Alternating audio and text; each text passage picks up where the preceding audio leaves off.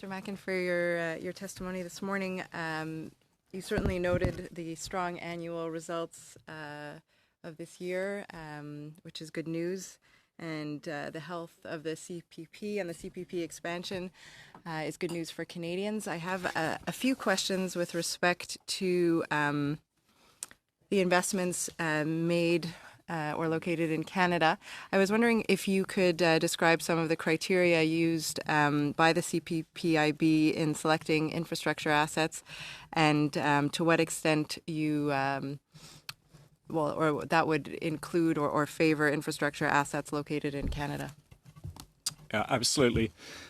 So we like investing in infrastructure. It is aligned with our competitive advantages and the characteristics of what we're trying to achieve with the investment, which is long-term investment. So we like the long-term stability of infrastructure investments.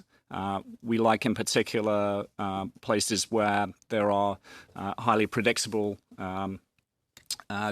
regulatory regimes, highly predictable tax regimes, highly predictable long-term framework around those assets, and we like long-term concessions.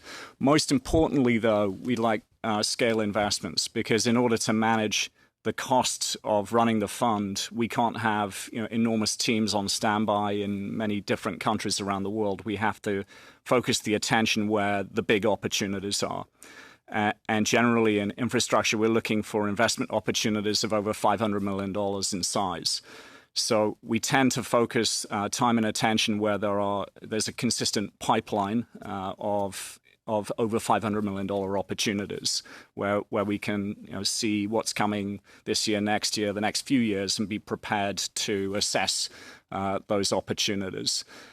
So we like the infrastructure investments that we have in Canada today. The 407 around Toronto is our largest investment in infrastructure globally. It's one of our largest investments in any asset class globally. And we also have renewable power assets in Ontario, a joint venture with Enbridge. We also have energy-related infrastructure assets in Alberta, and so we have a range of infrastructure investments in Canada, which we like, and we'd love to see more scale opportunities in Canada as elsewhere. Vous avez mentionné quelques exemples en Ontario et en Alberta. Est-ce que vous auriez des exemples au Québec d'investissement en infrastructure? I'm not sure if you have the translation. I don't think we have any scale investments in Alberta in direct infrastructure. I mean, two of our largest investments in Quebec, sort of related to infrastructure. One, WSP. We're a major shareholder in WSP. We own about $1.5 billion of that company, and that, I guess, that's related to infrastructure, and that it's an engineering related company. We also have a significant investment in Canadian National Railway. Okay, Mr. Chair, if I have time for one more. Yeah, you do.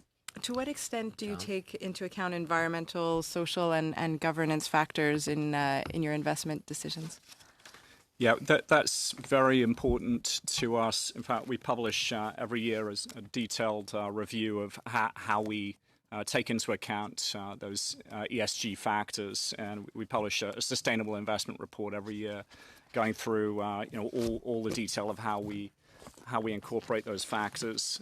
So there's but it is something that we take into account for every investment that we make, whether it's an infrastructure investment, or whether it's a private equity investment, or whether it's a public market investment.